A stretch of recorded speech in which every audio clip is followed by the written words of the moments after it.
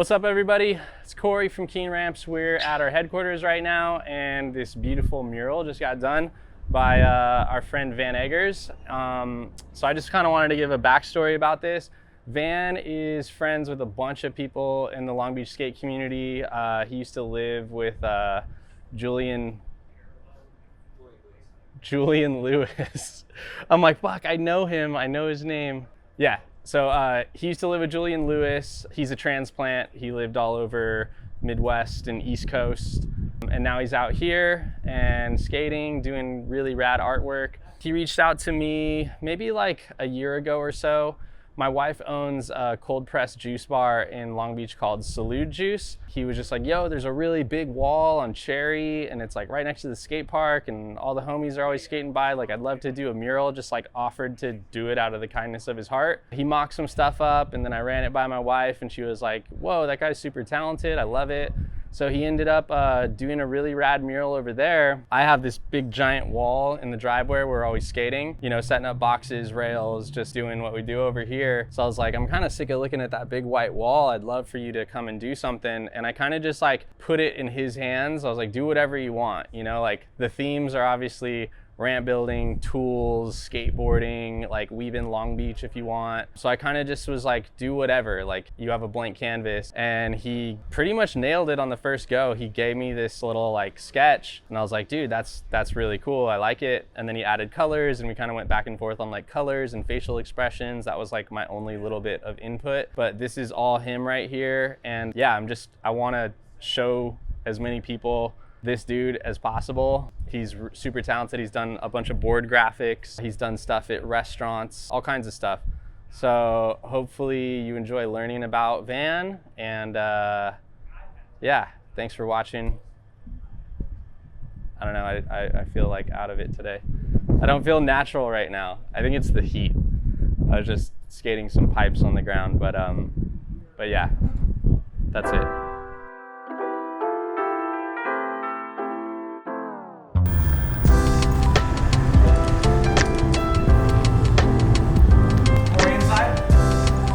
Dude, once all the details are like filled in, it just like pops so crazy. It's that black outline, dude. Dude, yeah, it pops hard.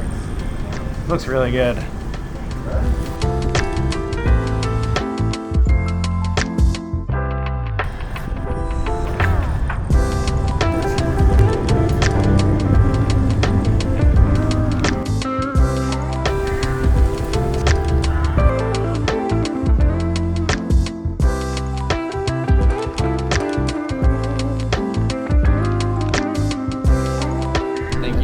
Letting me exploit you and your talents. Are you kidding me? This has been a blast, dude. It's been lovely to be here. Absolutely nailed it. Thank you. Thank you, Corey. This was so much fun. I want more of it. Yeah? You know how people like get their first tattoo and there's all those memes like, I'm addicted. Yeah. You know what I mean? Like you get the first one and I totally see. I feel like that with this. I'm like, ooh, I want more. Like, let's just fill this whole wall. Let's do the mini ramp. Let's do like the wall behind the mini ramp. Let's do like the building. I can just give you some tattoos instead. I don't really want tattoos. I just want murals. Are you sure? You didn't want a mural until you got this one, so That's maybe true. Just let me plaque one on there. Have you done a tattoo? No, that's what makes it all the more exciting. I get all infected. That's not a lot of faith you have in me. I'm keen. Infected. I don't you wanna, act like I don't know what I'm doing. I don't want to be your guinea pig. Why not? You don't trust me? I mean, I trust you. Just do a lot of research first. Okay, so why I have you here today? Well, one, you were here to finish the mural, but so we have like YouTube and TikTok and social media platforms, right? That's an important part of like being a brand and storytelling and that sort of thing. So I just felt like this was a really appropriate time to bring in somebody that's like, you're an artist, you're a skateboarder, you're college educated, you've worked a bunch of cool jobs, like you're like this Renaissance man person.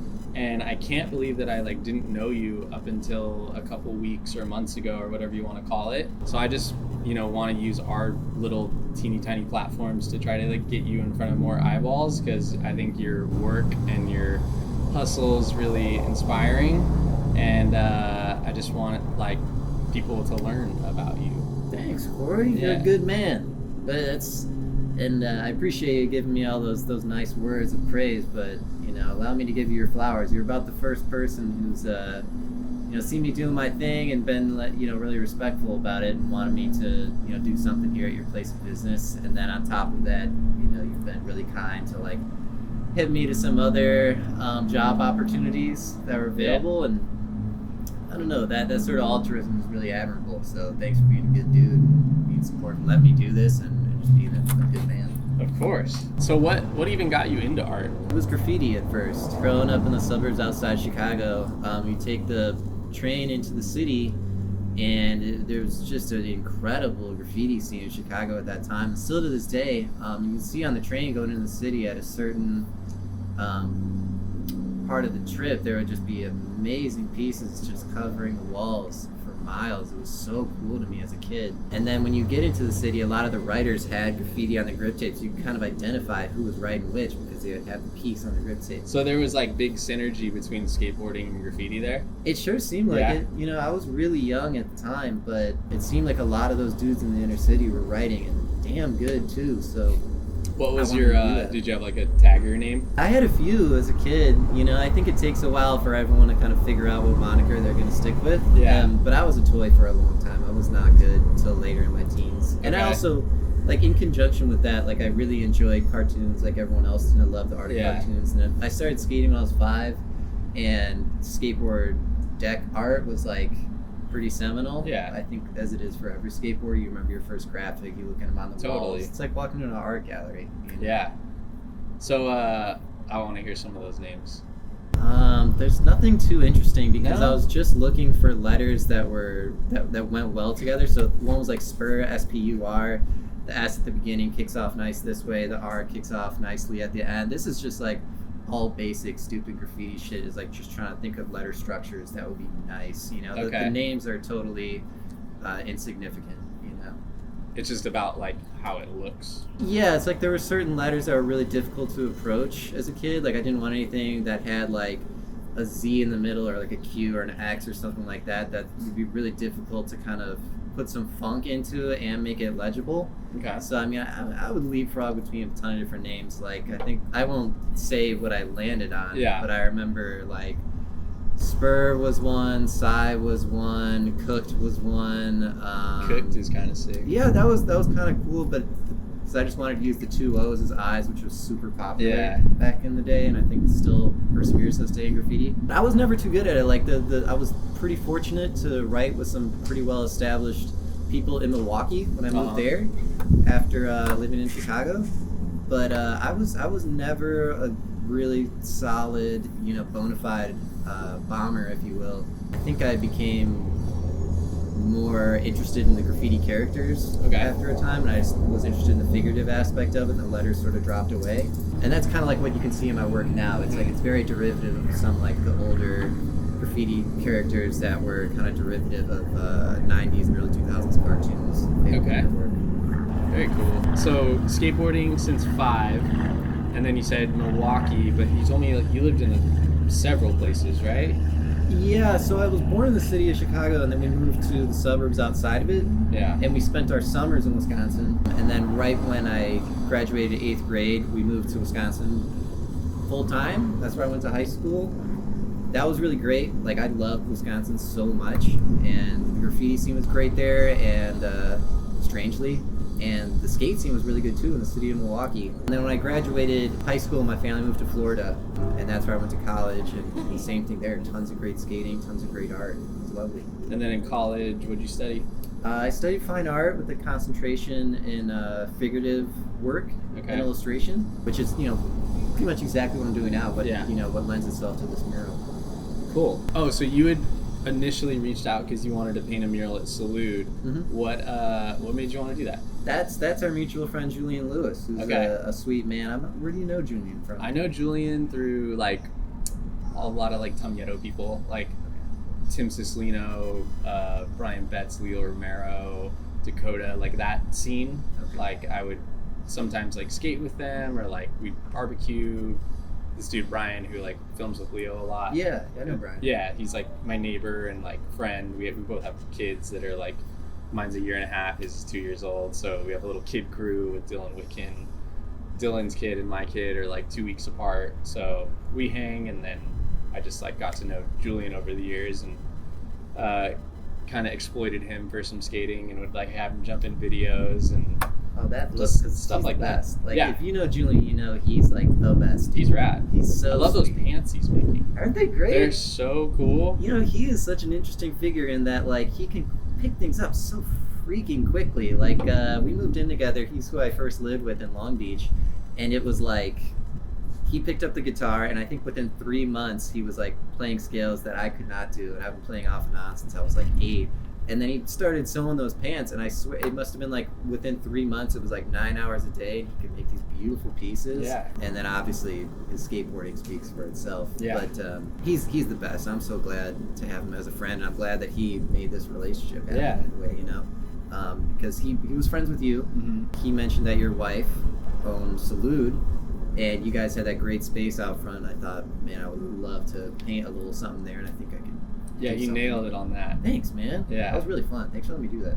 I Thank you, mean- Angela. Shouts out. Yeah, Salute Key. Juice, 4th and Cherry, right next to Cherry Park, cold press organic juice bar, smoothie bowls, wellness shots, protein bites, all that. That's my wife's brainchild and her little baby. Anytime I like can get skater homies on board, I'm all for it.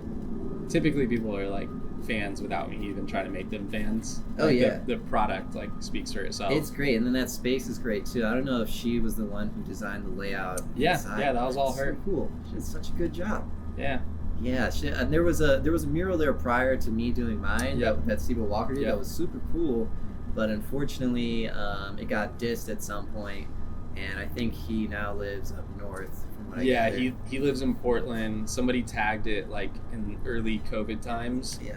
And then he was like, he had just moved, and she just like painted over it because she was just like, it looks bad. And then it got tagged again. It was just like that like chain reaction of like, there's one little hit, there's another, and she just like didn't want it to like bleed over into the rest of the building or something.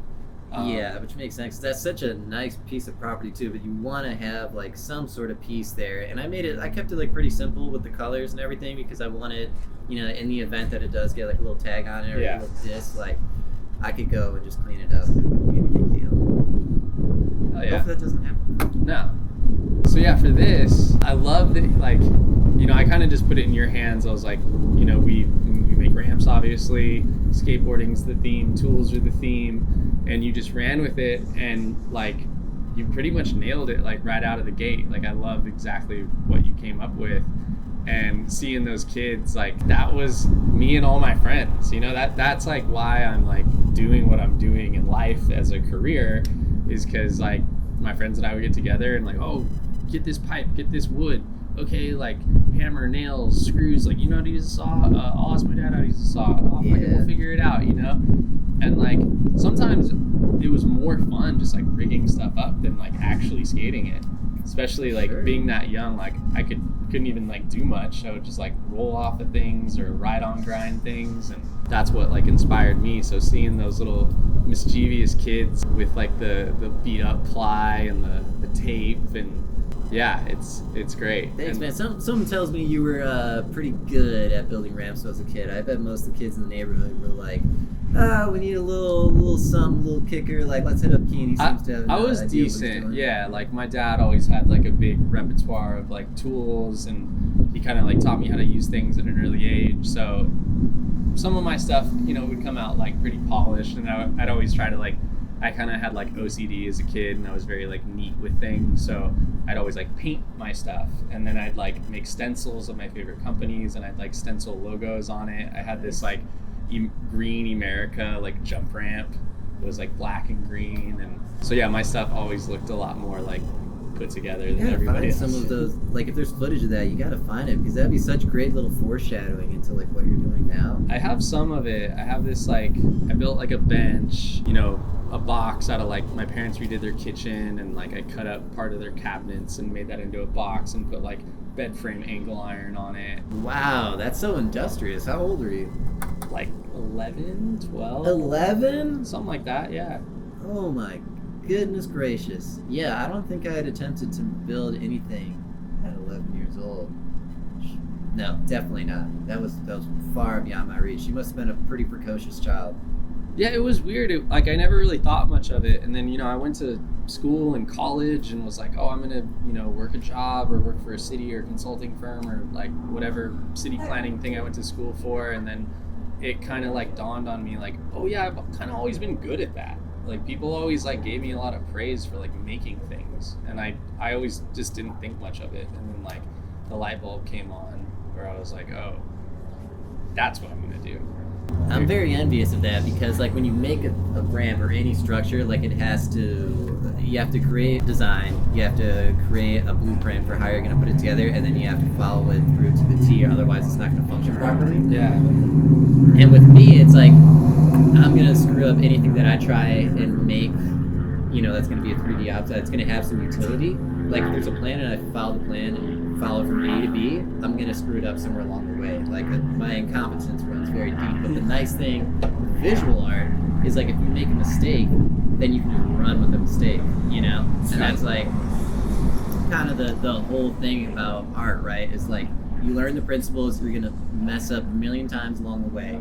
And then at some point you can start leaning into those mistakes, and that forges something like style. It's different for every artist, but certainly that was the case for me. Like I had one very, very, very good friend and mentor named Lauren Meyer, who's a phenomenal abstract artist, and I would encourage anyone to look up his work.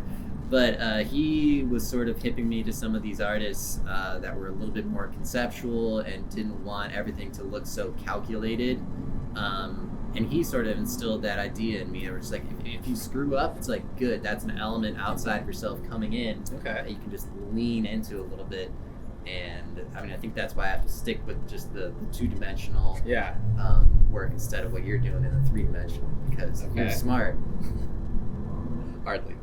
No, I think it's pretty evident from what you've built here.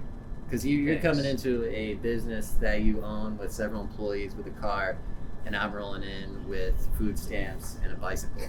So, no, but I feel like you have like a really enriched, good life. You seem like a happy person. Really? I'd say so. Oh man, must be pretty good at acting then. Yeah. Well, no, I'm happy when I'm here. I'm happy that I'm talking to a super nice guy who looks out for his employees and skates and has like a good head on his shoulders and is super encouraging. Like that makes me happy. Like that's like one of the things that instills a little bit more faith in humanity is like working with dudes like you and getting jobs like this where you get to express yourself, do something that you think is interesting, and then have the person behind you and pay you. Like that is, I wish I could do that every day. So when I'm here, like I'm super enthusiastic. I think you should do that every day. That would be lovely. Please. Yeah. Where do people find you? You can find me on Instagram. It's just my name, Van, V-A-N, and then an underscore, and then my last name, Eggers, E-G-E-R-S. Okay. And then I have a website too that I'm putting together, just called Van Eggers Art. All right. So yeah, reach out to me any of those places if you have something. What are the things you do? I know you've done like board graphics. I know you've done some stuff for restaurants, murals, obviously. Like, what's your shit? What do you like to do? What can't you do? Like, the top of the mountain is like doing those board graphics, especially when it's for a company that I like and for a friend that rides for them. Like recently, like we just talked about Julian, and he went pro for Foundation, and I got to do one of his pro model graphics, and that's like, it doesn't really get too much cooler because it's like grew up loving Foundation skateboards. Julian is just a model human, and then I get to apply whatever talents I have to making something that'll hopefully sell and he'll be happy with and put money in his pocket. So all the boards I've done for Foundation and Death Wish and Girl, like that's probably the top of the mountain. Sick. Despite it not paying. Whose Death Wish board did you do? I did Jake Hayes, and he is a hell of a guy. He is another one of those really like encouraging figures and just like good-hearted people. And like we had like a mutual love for Calvin and Hobbes, so we did like a board that was sort of like referencing Calvin and Hobbes strip using the I can't remember, the transmogrifier is what it's called in it. Okay. And then sort of transforming Calvin and Hobbes into JKs and a kangaroo. It's really fun. Very cool. Well, I feel like we've rambled on long enough. Yeah. Anything else you want to say to the people that follow Keen Ramps? Just another huge token of gratitude to you for letting me do this, man, because it was really fun, and I'm glad we're finally friends. Yeah. And hopefully we get to do more stuff like Oh, we'll this. do more. This is really fun. We'll hit the Airbnb next.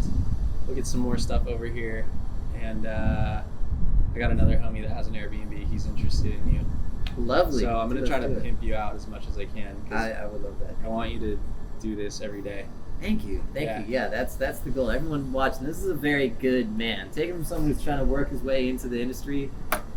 A lot of people are a little facile and be nice off the rip for you, and the second your back's turned, they don't give a dang. But this guy is stand up. So thanks again, brother. Thank you. Put her there. Put her there. Yeah. Come on. Yeah. That's what I'm talking about. A little hand sandwich.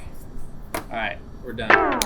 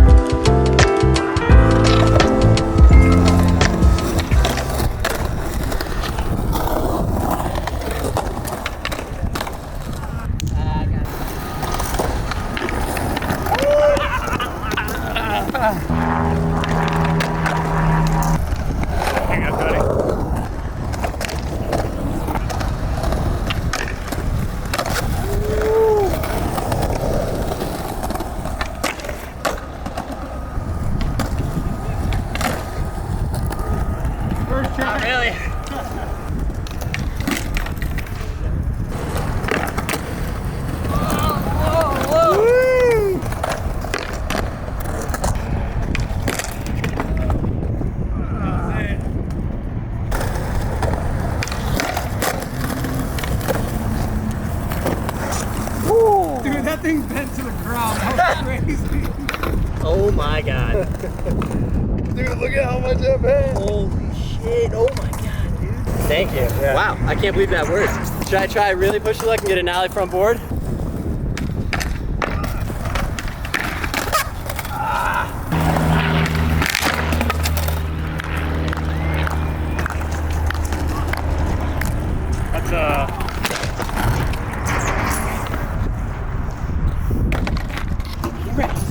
That's an honest day's work.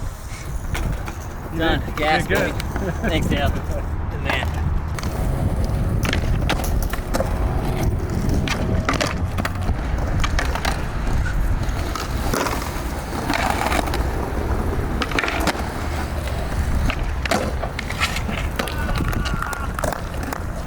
Damn. Good shit. Thank you. Good shit, man. Good shit. Thank you.